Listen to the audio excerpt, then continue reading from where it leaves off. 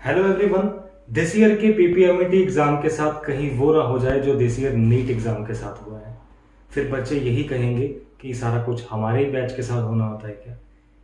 क्योंकि this year का बच्चों को एक बहुत बड़ी कंप्लेंट है। दिस ईयर के बोर्ड एग्जाम्स भी सीबीएसई का बच्चे कहते हैं हमारी तरफ हमारे दिस ईयर टफ आया। फिर नीट के साथ भी जो जो हुआ और पीपीएमटी एग्जाम जो दिस ईयर का हुआ है उसमें भी सिलेबस में बहुत बड़ा फेरबदल हुआ है। खैर डिटेल में तो हम इस वीडियो के पूरे एंड में यही जानेंगे कि क्या वो चेंजेस हुए हैं, क्या उसका सोल्यूशन निकल सकता है, क्या प्रॉब्लम है, क्या कुछ पॉसिबिलिटीज हैं और क्या मुझे लगता है सोल्यूशन इसका निकलेगा और आप स्टूडेंट्स क्या कुछ कर सकते हो। इस वीडियो के एंड में वो पूरी डिटेल मिलेगी। पर एक छोटा सा पॉइंट जो सबसे बड़ा डेंजर है, जो मैं बोल रहा हूं कि कहीं वो ना हो जाए जो नीट एग्जाम के साथ इस ईयर हुआ, वो प्रॉब्लम ये है कि ये सिलेबस में जो दिस ईयर के पीपीएमटी में फेरबदल हुआ, ये कोई भी ऑफिशियल इसके ऊपर नोटिस या कुछ भी नहीं था, ना ही प्रॉस्पेक्टस में मेंशन था और पिछले सालों में आज तक कभी भी ये फेरबदल सिलेबस में नहीं हुआ था। तो अगर ये सिलेबस चेंज का, आई एम नॉट सेइंग कि ऐसा हुआ होगा, ऐसा होने की प्रोबेबिलिटी बहुत कम है, ना के बराबर है, नेग्लिजिबल है। आई एम नॉट सेइंग कि ऐसा हुआ भी होगा और ऐसा कभी होना भी नहीं चाहिए। पर अगर किसी ग्रुप ऑफ स्टूडेंट्स को, किसी बंच को, किसी भी लोगों को ये सिलेबस चेंज का आइडिया पहले हुआ तो फिर वही बातें हो जाएंगी कि जो बच्चे पूरी मेहनत करते रहे हैं इस एग्जाम की प्रेपरेशन के लिए उनका रैंक पीछे और ऐसे लोगों का रैंक आगे। और फिर ये जो कंपटीशन एग्जाम्स का जो बेसिक लॉजिक है कि क्यों हम लेते हैं ताकि सारे स्टूडेंट्स को इक्वल मान के ये पता चले कि कौन बच्चा मेहनती है, कौन डिजर्व करता है, वो खत्म होता नजर आएगा। ये एक डेंजर है, एक मन में खतरा है जिसको लेके मैंने ये पूरी वीडियो फिर बनाई है कि इसमें क्या चेंजेस हो सकते हैं, क्या इसका सोल्यूशन निकल सकता है और आप बच्चे, प्यारे प्यारे बच्चों, आप इसमें क्या कुछ कर सकते हो। लास्ट में मैं आपको 3 स्टेप बता के जाऊंगा, वो हर बच्चे को जरूर करने चाहिए ताकि ये सेम वो सिचुएशन हमारे पे कभी ना आए जो हमें नीट के केस में देखने को मिली थी। बाकी डरिए मत, आई एम नॉट सेइंग कि ऐसा कुछ भी हुआ है, ऐसा कुछ भी नहीं हुआ होगा, पर इन फ्यूचर क्योंकि कुछ पॉसिबिलिटी कल को ना निकल आए इसलिए हमें पहले से ही अलर्ट होकर चलना है। क्योंकि मैंने जो इस वीडियो में सॉल्यूशंस डिस्कस करे हैं वो ये जो एक डर है उसको एलिमिनेट करते हैं और सारे बच्चों को इक्वालिटी में शो करते हैं। बाकी पूरी वीडियो देखो और आपके जो भी विचार हो नीचे कमेंट में जरूर बताना। दिस ईयर के पीपीएमटी में आपको जो भी और चेंजेस देखने को मिले या इस ईयर के पीपीएमटी का एग्जाम का रिव्यू इजी लगा, मुश्किल लगा, जो भी लगा नीचे कमेंट में जरूर बताना ताकि बाकी बच्चे भी वो पढ़ेंगे, पता लगेगा, हाईलाइट होगा मोस्ट कॉमन प्रॉब्लम बच्चों को क्या हुई है और उसके क्या सोल्यूशंस निकल सकते हैं। अगर जरूरत पड़ी तो मैं इस टॉपिक पे और भी वीडियो बनाऊंगा। मैं आपके साथ हूं हमेशा, डोंट वरी। हम स्टूडेंट्स मिलके जब इसके खिलाफ आवाज उठाएंगे तो इसके सॉल्यूशंस पक्का निकलेंगे। वीडियो पूरी देखो, आपको आगे सारी डिटेल मिल जाएगी।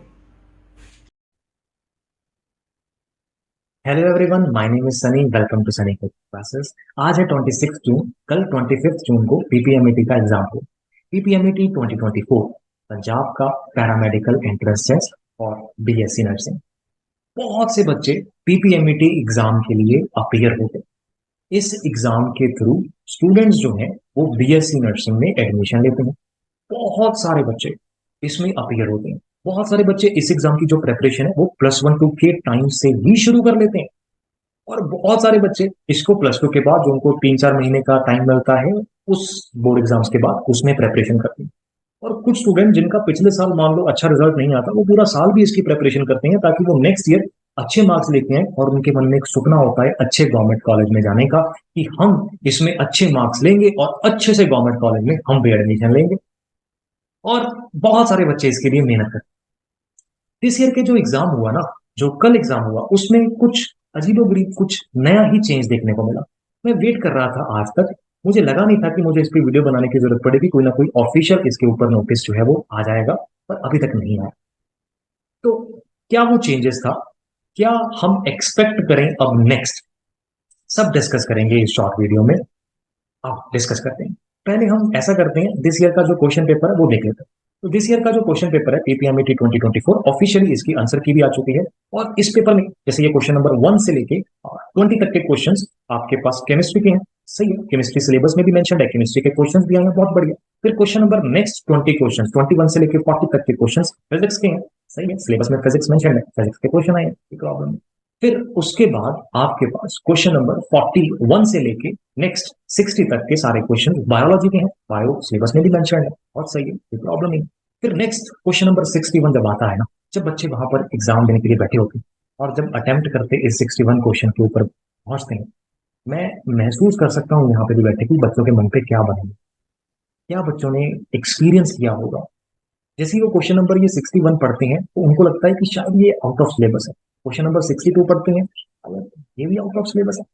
क्वेश्चन नंबर 63 पढ़ते हैं तो उनका दिल ही टूट गया होगा, दो तीन क्वेश्चन जैसे कर कि यार हम क्या प्रिपेयर कर रहे थे और एग्जाम में क्या आया। क्या मैं इनको बायोलॉजी कंसीडर करूं? नहीं। क्या ये नर्सिंग एप्टीट्यूड है? मेरे ख्याल में तो कोई भी नर्सिंग एप्टीट्यूड की बुक या कोई भी नर्सिंग एप्टीट्यूड के टीचर, कोई बायोलॉजी टीचर, कोई नर्सिंग के टीचर इसको नर्सिंग एप्टीट्यूड में जस्टिफाई शायद नहीं कर पाए। ये तो मैथमेटिकल रीजनिंग या क्वांटिटेटिव एप्टीट्यूड भी बोलते हैं। ये तो जो गवर्नमेंट जॉब के रिलेटेड एग्जाम्स होते हैं, जैसे बैंकिंग का एग्जाम, एसएससी का एग्जाम या एमबीए के एंट्रेंसेस, ऐसे बहुत सारे एंट्रेंसेस में ये आता है। बट क्या ये नर्सिंग एप्टीट्यूड कहलाएगा? मेरी लैंग्वेज में तो नहीं। क्या कोई मेडिकल टीचर, कोई बायोलॉजी टीचर, कोई नर्सिंग की टीचर इसको नर्सिंग एप्टीट्यूड कंसीडर कर भी सकते हैं? होपफुली नहीं। चलो हम आगे जाके थोड़ा और देखेंगे। ये तो एप्टीट्यूड है, बच्चे इसको मैथ्स भी समझ रहे हैं, बट ये क्वांटिटेटिव एप्टीट्यूड है, ये नर्सिंग एप्टीट्यूड नहीं। ये क्वांटिटेटिव एप्टीट्यूड है या मैथमेटिकल रीजनिंग है। Verbal and non verbal reasoning, जो लॉजिकल रीजनिंग पढ़ते हैं, वो वाले सब्जेक्ट हैं ये। और इसका नर्सिंग के साथ क्या लेना देना है, ये एक बहुत बड़ा क्वेश्चन मार्क है। मतलब नर्सिंग के स्टूडेंट्स को क्या इसकी जरूरत पड़ेगी? क्या नर्स को इसकी जरूरत पड़ेगी कभी? बहुत बड़ा क्वेश्चन मार्क है। क्या नर्सिंग की पूरी डिग्री में ऐसी कोई चीजें काम में आती हैं? ये बहुत बड़े क्वेश्चन मार्क है। और इसमें से ये सारे नर्सिंग एप्टीट्यूड का बच्चा एक्सपेक्ट कर रहे कि एग्जाम में क्वेश्चन होगा, क्योंकि सिलेबस में वो मेंशन है, बट यहाँ पे कुछ और ही देखने को मिलता है। ये नर्सिंग एप्टीट्यूड तो हम कभी भी इसको कंसिडर नहीं कर सकते।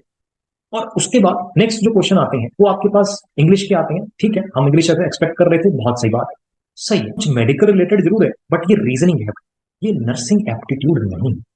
अच्छा, नर्सिंग एप्टीट्यूड की डेफिनेशन उनके प्रोस्पेक्टस में मेंशन नहीं।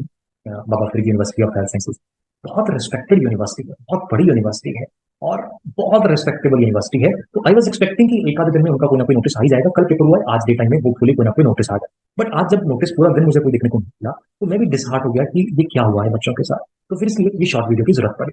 अदरवाइज आई वाज एक्सपेक्टिंग कि मुझे जरूरत भी नहीं पड़ेगी, लेकिन अब बच्चों की आवाज है उठाने के ऊपर।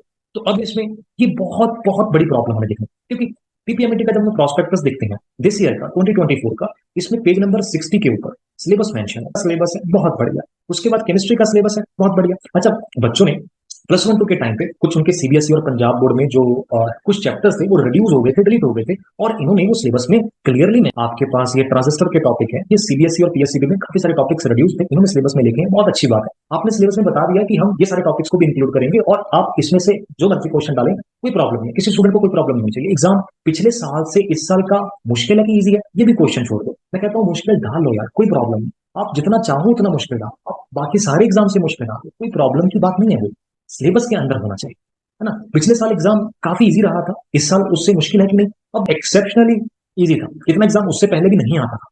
पिछले साल एग्जाम काफी पोस्टपोन हो गया था, कुछ वो फ्लड अफेक्टेड एरिया थे उसकी वजह से पोस्टपोन हो गया था, तो थोड़ा जल्दी में लेना था, तो शायद इसलिए वो थोड़ा इजी डाल दिया गया। इस बार मैं बहुत बार हर बार बोल चुका हूँ अपने सारे वेबिनार्स में, बहुत सारी वीडियोस में, पिछली बार जितना इजी रहा है डोंट एक्सपेक्ट भी हर बार उतना इजी है। इस बार ठीक है exam, I am not saying कि मुश्किल है, नॉट सेइंग कि इजी है, ठीक है सिलेबस के अंदर ठीक है। प्रॉब्लम सिर्फ वो रीजनिंग पार्ट के साथ है, जिसको हम नर्सिंग एप्टीट्यूड, जिसपे 20 क्वेश्चंस भी आए हैं, बहुत सही है। उसके बाद आपके पास बायोलॉजी का सिलेबस दिया हुआ है प्रॉस्पेक्टस में, और बायोलॉजी के क्वेश्चंस भी आए हैं, कोई प्रॉब्लम नहीं है।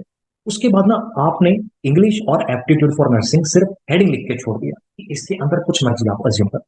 अब ग्रामर में कुछ भी पूछा जा सकता है, कोई प्रॉब्लम नहीं है, इंग्लिश ग्रामर में कुछ भी पूछ सकते हो आप, कोई प्रॉब्लम नहीं। और इंग्लिश का पेपर भी सही है, आप इडियम्स पूछ लो, आप सिनोनियम, एंटोनियम, ग्रामर कुछ भी पूछ सकते हो, कोई प्रॉब्लम नहीं है। इंग्लिश जब लिख दिया तो इंग्लिश का ग्रामर का पार्ट होगा होपफुली, और उसमें से कुछ भी आ सकता है, और ऐसे ही रहा है पिछले साल में, जैसे रहा है दिस ईयर भी ऐसे हुआ है, कोई प्रॉब्लम ही नहीं है। प्रॉब्लम है ये एप्टीट्यूड फॉर नर्सिंग को लेकर।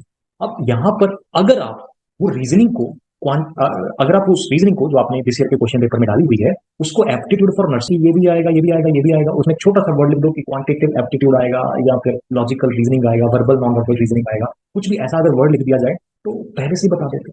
मतलब नॉट सेइंग के बच्चे, देखो मेडिकल बच्चों ने 10th क्लास के बाद मैथ्स नहीं पढ़ा होता, रीजनिंग नहीं पढ़ी होती, तो उन बच्चों ने वो जो रीजनिंग के क्वेश्चन है कभी भी नहीं करेंगे, है ना। ये वो बच्चे पढ़ते हैं जो गवर्नमेंट जॉब्स की प्रिपरेशन करते हैं, क्योंकि उनमें ये बहुत कॉमनली होता है। और आई एम नॉट श्योर कि पूरे इंडिया लेवल पे किसी भी और पैरामेडिकल या नर्सिंग के एंट्रेंसेस में ये रीजनिंग आती है। तो इसको क्यों यहाँ पे डाला गया समझ में नहीं आया। क्या ये बाय मिस्टेक हुआ, क्या पहले से ही पता था ये डालना है? क्योंकि सिलेबस में कोई मेंशन नहीं है। मैंने पूरी ऑफिशियल वेबसाइट देख मारी कि प्रॉस्पेक्टस आने के बाद शायद कोई नोटिस दिया हो जिसमें ये हो, कभी भी ये नोटिस नहीं। पेपर से कुछ दिन पहले, कुछ महीने पहले अगर आप एक छोटा सा नोटिस रिलीज कर देते कि भाई हम दिस ईयर जो है एप्टीट्यूड फॉर नर्सिंग में लॉजिकल रीजनिंग को भी कंसीडर करेंगे, तो बच्चों के लिए बहुत हेल्प हो जाती। तो क्या हम इसको आउट ऑफ सिलेबस कंसीडर करें? करना तो चाहिए, क्योंकि सिलेबस में ऐसा कुछ भी मेंशन तो नहीं। तो अब इसमें तीन पॉसिबल वेज निकल के आते हैं कि इन फ्यूचर क्या हो सकता है। तो ये पिछले साल का जब आप पीपीएमएटी का क्वेश्चन पेपर देखते हो, इसमें जो स्टार्टिंग की 20 क्वेश्चन है ना, फर्स्ट 20 क्वेश्चन, ये पीपीएमएटी 2023 का क्वेश्चन, इसमें पीपीएमएटी 2023 ऑफिशियल स्टार्टिंग के क्वेश्चन जो है वो आपके पास नर्सिंग एप्टीट्यूड के थे। हाँ, नर्सिंग एप्टीट्यूड बायोलॉजी, कुछ बायोलॉजी क्वेश्चन भी थे, बट इसको नर्सिंग एप्टीट्यूड में कंसीडर करना जस्टिफाइड होता है। कुछ क्वेश्चन थे जो प्योरली नर्सिंग के एप्टीट्यूड के थे, जो कि सही है। जैसे ये पहला ही बैरियर्स ऑफ कम्युनिकेशन, अब ये जो है वो बायोलॉजी में नहीं पढ़ा जाता, ये इंग्लिश का पार्ट भी नहीं है, ये नर्सिंग एप्टीट्यूड में कंसीडर हो सकता है, विच इज ओके, करेक्ट। तो ऐसे काफी क्वेश्चंस थे। दिस ईयर का शेड्यूल दिया था, उस शेड्यूल में एक बात लिखी। अब देखो स्टूडेंट के पास तीन जो पॉसिबिलिटीज है वो निकल के आती है कि क्या कुछ हो सकता है। एक्चुअली चार निकल के आती है। चलो, पहली पॉसिबिलिटी ये है कि क्या ये एग्जाम दोबारा होगा। मुझे नहीं लगता ऐसा होगा, मुझे बिल्कुल भी उम्मीद नहीं है कि एग्जाम दोबारा हो। जैसे अभी री नीट के बारे में बातें चल रही थी, तो क्या री पीपीएमईटी होगा? नहीं, मेरी मेरी उम्मीद नहीं। हाँ, पॉसिबिलिटी है, ये चार पॉसिबिलिटीज में से एक पॉसिबिलिटी है कि एग्जाम दोबारा हो सकता है, बट ऐसा नहीं होगा, क्योंकि एग्जाम दोबारा करवाना ना बहुत टफ काम होता है। बहुत सारे सेंटर्स दोबारा बनने होते हैं, बहुत सारा ऑफिशियल वर्क हो जाता है, एडमिट कार्ड दोबारा, नोटिस दोबारा, बहुत एक्सपेंसिव प्रोसेस है। एग्जाम कंडक्ट करवाना कोई आसान काम नहीं है, बहुत एक्सपेंसिव होता है। तो दोबारा एग्जाम होने के चांसेस ना के बराबर है। दूसरी पॉसिबिलिटी, ये जो 20 क्वेश्चन है, क्या सारे बच्चों को इसके ग्रेस मार्क्स मिल जाए? अब ये ग्रेस मार्क्स में भी ना फर्दर क्वेश्चन अराइज होते हैं कि क्या किसको मिले, क्या जिसने वो स्टूडेंट ने क्वेश्चन अटेम्प्ट करा है उसको मिले या सबको मिले। मतलब ये 20 क्वेश्चंस ग्रेस मार्क्स के लिए कंसिडर हो सकते हैं, ये सेकंड पॉसिबिलिटी। थर्ड पॉसिबिलिटी, जो आपके 100 क्वेश्चंस थे, उस 100 क्वेश्चंस में से आप उन 20 क्वेश्चंस को कंसिडर मत करो। बच्चों ने अटेम्प्ट, जिसमें फिजिक्स, केमिस्ट्री, बायो और इंग्लिश है, 20 ईच, 80 क्वेश्चन, सिर्फ उसी में से स्कोर कैलकुलेट करा जाए, ये थर्ड पॉसिबिलिटी है। और चौथी पॉसिबिलिटी, जो इन सब में से खतरनाक है, इन तीन पॉसिबिलिटीज को इग्नोर करना, एज इट इज 100 क्वेश्चंस को अज्यूम करके उसमें से रिजल्ट निकाल देना, ये फोर्थ पॉसिबिलिटी है। और ये नहीं होनी चाहिए। पहले तीनों में से कुछ भी हो जाए, वो स्टूडेंट्स को बेनिफिट देते हैं। आई एम नॉट सेइंग कि कोई एक दो स्टूडेंट, हर स्टूडेंट को हम इंडिविजुअली इक्वल मान के ये बात कंसीडर करें कि इन तीन पॉसिबिलिटीज में से कुछ भी कंसीडर कर लेना चाहिए। फोर्थ पॉसिबिलिटी, जो इन तीनों को इग्नोर करना है, वो प्लीज नहीं करना चाहिए। मुझे आज शाम तक बिल्कुल उम्मीद थी कि कोई ना कोई ऑफिशियल नोटिफिकेशन होपफुली आ जाए, बट अगर नहीं आई तो शाम को निराश होकर मैं इसीलिए ये वीडियो बनाने के लिए अब बैठा हूँ। रात के लगभग 10 बजे में मैं क्लासेस से फ्री होकर अभी भी इसीलिए बैठा हूँ कि कहीं वो फोर्थ पॉसिबिलिटी ना आ जाए। पहले तीनों में से कुछ भी हो रहा है। देखो, मुझे पर्सनली ऐसा लगता है कि एग्जाम को दोबारा कंडक्ट करना, यानी कि री पीपीएमटी, बहुत मुश्किल है। वो मुश्किल काम है, वो नहीं होगा। होपफुली होने में कुछ भी हो सकता है, बट उम्मीद है कि वो करवाना बहुत मुश्किल है। तो जो दूसरी और तीसरी पॉसिबिलिटी है, उनमें से कुछ ना कुछ हो जाना चाहिए। या तो उन 20 क्वेश्चंस में से आपको ग्रेस मिलनी चाहिए सारे स्टूडेंट्स को, या फिर वो 20 क्वेश्चंस को छोड़ के जो रिमेनिंग 80 क्वेश्चंस है उनको कंसीडर करके स्कोर कैलकुलेट किया जाए। अब आप स्टूडेंट्स लोग क्या कर सकते हो, मैं आप लोगों को प्लीज, आप सारे जाने, ये बात ध्यान से सुनेगा, क्योंकि आप ही, आम जनता ही आवाज होगी। अगर आप आवाज उठाओगे, तो कोई ना कोई सोल्यूशन निकलेगा। और सोल्यूशन ये चार पॉसिबिलिटीज में से तो आप भी नीचे कमेंट में जरूर बता। मुझे ऐसा लगता है कि इनमें से कोई ना कोई पॉसिबिलिटी जो है वो निकल के आ सकती है। देखो, ये ऑफिशियल नोटिस है, जो रिवाइज्ड शेड्यूल आया था, इसकी वीडियो भी हमने चैनल के ऊपर दी थी। तो इस रिवाइज्ड शेड्यूल में ना एक यहाँ पर बड़ी अच्छी बात लिखी हुई है कि अगर आपको, देखो बहुत अच्छा काम है यूनिवर्सिटी का कि आपको वो हो गया 25 जून को, तो आंसर की भी आ गई सेम डे, बहुत बढ़िया। अब आपके पास है, आप कर सकते हो 27 तक, यानी कि कल तक आप इसकी ऑब्जेक्शन जो है वो फाइल कर सकते हो। तो ऑब्जेक्शन के लिए आपको क्या करना है, अपनी लॉगिन आईडी लॉगिन करनी है ऑफिशियल साइट के ऊपर। ऑफिशियल साइट के ऊपर जब आप लॉगिन करेंगे ना, आपको एड्रेस भी दिखा देगा, bfuhs.ac.in/nursing/nursing.asp। ऑफिशियल साइट के ऊपर जब आप एडमिशन में नर्सिंग में जाएंगे, यही पेज खुलता है। यहाँ पे आपका लॉगिन टू सबमिट ऑब्जेक्शन, आपने इस पर क्लिक करना है। जब आप इस पर क्लिक करेंगे तो आपकी लॉगिन आईडी वहां मांगेगा। मैंने ओपन नहीं कर रहा है, मेरे पास लॉगिन आईडी नहीं है, तो आप उस लॉगिन आईडी पे क्लिक करेंगे, आप लॉगिन करेंगे तो वहां पे ऑब्जेक्शन फाइल करने का ऑप्शन होगा। तो वहां पे आप सब बच्चों को ऑब्जेक्शन फाइल करना चाहिए। आप लोगों को वहां पर प्रॉपर एक ईमेल में टाइप करके भेजना चाहिए कि दिस ईयर का what ever the language, you can use English, Hindi और पंजाबी भी यूज कर सकते हो वैसे तो, बट आप इंग्लिश हिंदी पंजाबी तीनों में से कोई भी लैंग्वेज यूज करें, कोई प्रॉब्लम नहीं है। आप वहां पे प्लीज लिखिए आपका नाम, आपकी एप्लीकेशन आईडी, आपका रोल नंबर, अपनी डिटेल्स मेंशन करके लिखिएगा, क्योंकि जनरल मत लिखिएगा, बिकॉज जनरल मैसेजेस को कई बार इग्नोर भी किया जा सकता है कि पता नहीं क्यों है। अगर आप अपनी सारी डिटेल्स मेंशन करते हैं तो वो जेन्युइन लगती है और उसको जरूर कंसिडर किया जाता है। यहाँ से जब आप रिवाइज शेड्यूल जून को आप ऑब्जेक्शन जो है वो फाइल कर दें, तो आप ऑफिशियल वेबसाइट के ऊपर जाके एडमिशन और नर्सिंग में जब जाएंगे तो इस लिंक पे पहुंचेंगे। मैं यहाँ पे आपको लिंक भी दिखा रहा हूँ। इस लिंक पे जब आप जाएंगे, जैसे ऑफिशियल वेबसाइट bfuhs.ac.in पे एडमिशन में नर्सिंग में जाओगे तो ये लिंक है। ये है लॉगिन टू सबमिट ऑब्जेक्शन। इस लिंक पे क्लिक करेंगे तो आपकी जो आईडी है वो लॉगिन आपको करनी होगी। मेरे पास आईडी नहीं है तो मैं आपकी जो कंप्लेंट है, शिकायत है, उसको डिटेल में वहां पे लिखिएगा। आप इंग्लिश हिंदी पंजाबी किसी भी लैंग्वेज में लिख सकते हो। आप अपनी एप्लीकेशन आईडी लिख दीजिएगा, अपना रोल नंबर लिख दीजिएगा और उसमें मेंशन कर दीजिएगा कि दिस ईयर का पीपीएमटी 2024 का एग्जाम है, उसमें क्वेश्चन नंबर 61 से लेकर 80 तक के सिलेबस में मेंशन नहीं है, ये आउट ऑफ सिलेबस है, तो इनका कोई ना कोई सोल्यूशन निकाला जाए। आप सोल्यूशन वो यूनिवर्सिटी निकालेगी, वो तो हम कुछ भी नहीं कह सकते कि वो कौन सी पॉसिबिलिटी को कंसिडर करते हैं, बट आपको सब बच्चों को ये कंप्लेंट जरूर फाइल करनी चाहिए। आप इसके लिए कॉल भी कर सकते हो। ऑफिशियल वेबसाइट्स के ऊपर इनके नंबर दिए हुए हैं, मैं दिखाने की कोशिश करता हूँ। ओके, आप प्लीज सब बच्चे जो मेल हैं वो तो जरूर करिएगा ही करिए। ये जो प्रोस्पेक्टस है ना, इस प्रोस्पेक्टस के स्टार्टिंग के सेकंड पेज पे आई गेस वहां पे नंबर भी दिए हैं, तो आप इन नंबर्स पे कॉल भी करें। हर स्टूडेंट को कॉल करके यहाँ पे अपनी कंप्लेंट जो है वो जरूर बतानी चाहिए। तो ये आप कॉल करें इस नंबर के ऊपर और यहाँ पर अपनी जो प्रॉब्लम है वो बताएं।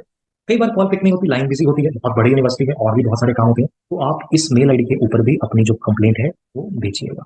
आप हर बच्चे को ये 3 काम जरूर करने हैं जो भी दिस ईयर का पीपीएमटी का एग्जाम देख रहा है। हर बच्चे को आपको इस मेल आईडी के ऊपर अपनी कंप्लेंट को मेल करना है। आपको इस बात हो जाए उसको रिपीटेड कॉल करिएगा, क्योंकि पहली बार में कॉल पिक नहीं होती, लाइन बहुत बिजी होती है। आप हर बच्चे को मेल भी जरूर करनी है, यहाँ पे कॉल भी जरूर करनी है। और जो मैंने आपको ये लिंक दिखाया है login to submit objections, official website के ऊपर जाके, यहाँ पे आपको इस वेबसाइट के ऊपर जाके आपको अपनी ऑब्जेक्शंस को फाइल करना। देखो, पेपर को मुश्किल डालना अलग बात, सिलेबस के अंदर से जितना मर्जी मुश्किल डाल दिया जाए कोई प्रॉब्लम की बात नहीं, आप जितना मर्जी मुश्किल डालो कोई प्रॉब्लम नहीं, लेकिन ये आउट ऑफ सिलेबस वाली बात, ये बात कर, मेरी हाथ जोड़ के विनती है यूनिवर्सिटी को भी और सारे बच्चों को भी, प्लीज इसको कंसिडर करें। बहुत सारे बच्चों का फ्यूचर इसके ऊपर डिपेंडेंट। मैं सब बच्चों से भी हाथ जोड़ के ये रिक्वेस्ट करता हूँ, प्लीज आप इतनी काम जरूर करिएगा। यहाँ पे नंबर के ऊपर कॉल करें, वर्किंग आवर्स के अंदर करें। और तीसरा, ये जो मेल आईडी यहाँ पर मेंशन है इसके ऊपर मेल भी जरूर। ये 3 काम हर बच्चे प्लीज करिएगा, ठीक है, ताकि इस वीडियो को भी आप मैक्सिमम बच्चों तक शेयर करें। जिस भी बच्चे ने आपको लगता है कि पीपीएमटी का दिस ईयर का एग्जाम दिया है, उस हर बच्चे तक ये वीडियो पहुंचाएं, ताकि वो बच्चे आगे फर्दर शेयर करें, यूनिवर्सिटी तक ये वीडियो पहुंच जाए। और आप मैक्सिमम बच्चे जो है ये आपकी ऑफिशियल जो मेल है वो करें और ऑफिशियल साइट के ऊपर ऑब्जेक्शन करें। देखो, कुछ 5, 10, 100, 50, 200 बच्चे अगर ऑब्जेक्शन फाइल करेंगे, हो सकता है इसका रेजोल्यूशन ना निकले, तो जो फोर्थ पॉसिबिलिटी है इग्नोर करने वाली वो हो जाए। मैक्सिमम बच्चे, जब मैक्सिमम जनता आवाज उठाएगी तो इसका कोई ना कोई सोल्यूशन निकले। तो आप सब बच्चों को ये जरूर करना चाहिए। मेरा भी दिल ये टूट गया था ये क्वेश्चंस को देख के, लेकिन आई वॉज एक्सपेक्टिंग कि कोई ना कोई रेजोल्यूशन इसका निकला है, बट नहीं निकला। मैंने भी इसीलिए ये वीडियो के थ्रू मैसेज जो है वो दिया। बाकी कोई बात नहीं, इस बार ये जो प्रॉब्लम हुई है आप अकेले के साथ नहीं हुई, हर बच्चों के साथ हुई है, तो हौसला नहीं छोड़ना, कोई प्रॉब्लम की बात नहीं है। इसका कोई ना कोई रेजोल्यूशन जरूर निकलेगा, मेरी पूरी उम्मीद है कि कोई ना कोई रेजोल्यूशन जरूर निकलेगा इसका। बहुत रिस्पेक्टेड यूनिवर्सिटी है, तो हाथ जोड़ के मेरी तरफ से बेनती है कि प्लीज जो भी जो भी अथॉरिटी इसको डील करती है, ऑब्जेक्शंस प्लीज बच्चों की देखिए और उसके अकॉर्डिंगली जो भी आपको रेजोल्यूशन लगे, आप सही कि आपको यही करना, जो आपको अच्छा लगे, जो आपको सही लगे, जो लगता है कि बच्चों को जस्टिफाई करता है, प्लीज वो रेजोल्यूशन जो है वो लेके आए।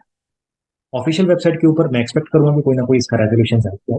बाकी आप बच्चों के साथ 2 मिनट का मैसेज मेरा, और दिल छोटा मत कीजिए। किसी बच्चे के अगर अब ऑफिशियल आंसर की के साथ बच्चे मैच कर रहे हैं, किसी कोई कह रहा है कि मेरे मार्क्स कम बन रहे हैं, किसी के ज्यादा बन रहे हैं, कोई कुछ, जिन बच्चों के अच्छे बन रहे हैं वो बहुत सही बात। जिन बच्चों के मार्क्स कम बन रहे हैं उनके साथ मैं 2 मिनट बात करना चाहता हूँ। प्लीज आप अपना दिल छोटा मत करें। हो सकता है इसके ग्रेस मार्क्स मिल जाए, हो सकता है इसको निकाल के मार्क्स कैलकुलेट हो और आपके मार्क्स बढ़ जाए, तो रिजल्ट तक की वेट कीजिए, अभी दिल छोटा मत कीजिए। नेक्स्ट, आपके जो नर्सिंग के बाकी के एग्जाम्स हैं आप उनको कंसिडर कीजिए। 2 एग्जाम अभी भी नेक्स्ट जो है वो आपके पास लाइन में शेड्यूल्ड है। पीजीआई चंडीगढ़ का PGI MER, Chandigarh government medical college GMCH का जीसीएट, पीजीआई एमईआर और जीएमसीएच का GCET, government medical college and hospital sector 32 Chandigarh का अलग एग्जाम होता है जीसीएट। इन दोनों की डिटेल्ड वीडियो हमारे इसी यूट्यूब चैनल के ऊपर है, वो आप देख सकते हैं। आप सारे स्टूडेंट्स आप ये एग्जाम भी अप्लाई कर सकते हैं और इस एग्जाम के लिए अभी आपके पास पूरा मंथ है अच्छे से प्रिपरेशन करके इस एग्जाम की जो है वो अपीयर होगा। ये आपके लिए अब नेक्स्ट दो एग्जाम जो है वो अभी भी नर्सिंग के लिए बचते हैं। बाकी thank you so much for watching this video. Please इस वीडियो को लाइक, मैं बहुत कम वीडियोस में बोलता होता हूँ एक्चुअली, वीडियो को लाइक करें और शेयर करें। और इस वीडियो में शेयर करना बहुत जरूरी, मैक्सिमम बच्चों तक पहुंचा दीजिए, हर बच्चे तक पहुंच जाए जिसने भी पीपीएमटी का एग्जाम दिया हुआ है, ताकि वो बच्चा ऑब्जेक्शन जो है वो जरूर फाइल करे। Thank you so much. मैं यही उम्मीद करता हूँ कि कोई ना कोई अच्छा इसका रेजोल्यूशन निकलेगा और मैक्सिमम बच्चों तक जो है इसकी हेल्प जो है वो पहुंचेगी। Let's hope for good and don't worry, relax. अब एग्जाम जो है वो हो चुका है, हम ऑब्जेक्शंस फाइल कर सकते हैं, वो हम आवाज उठा रहे हैं। अगर कोई बच्चा फरीदकोट से है तो वो यूनिवर्सिटी जाके भी वहां पर अपनी एप्लीकेशन लिख के ऑन पेपर वहां पर सबमिट करवा सकता है। यही कंप्लेंट की कि ये जो एग्जाम में क्वेश्चंस है आउट ऑफ सिलेबस है, आप इंग्लिश हिंदी पंजाबी कोई भी लैंग्वेज में लिखिए, कोई प्रॉब्लम नहीं। ठीक है जी, तो let's hope for good. Hopefully कोई ना कोई रेजोल्यूशन निकले और सारे बच्चों के साथ इसका जो है जस्टिफिकेशन इसकी कुछ ना कुछ आए, हर बच्चों को जो इंसाफ है वो मिले और बच्चों का जो फ्यूचर है इसके ऊपर डिपेंडेंट है। अच्छे अच्छे कॉलेजेस में बच्चे एडमिशन ले पाए, सारे बच्चों को, जिन बच्चों ने भी प्रिपरेशन करी हुई है उनको उनके हार्डवर्क का जो रिजल्ट है वो जरूर। Thank you so much and have a nice evening. मिलता हूँ बड़ी जल्दी किसी और वीडियो में and all the very best for your future and let's hope for good. और कोई ना कोई रेजोल्यूशन का जरूर निकलेगा। आप बच्चों की आवाज में बहुत ताकत होती है, ऑब्जेक्शंस फाइल करें और मैक्सिमम बच्चों तक ये आवाज पहुंचाएं। Thank you, have a nice evening, bye.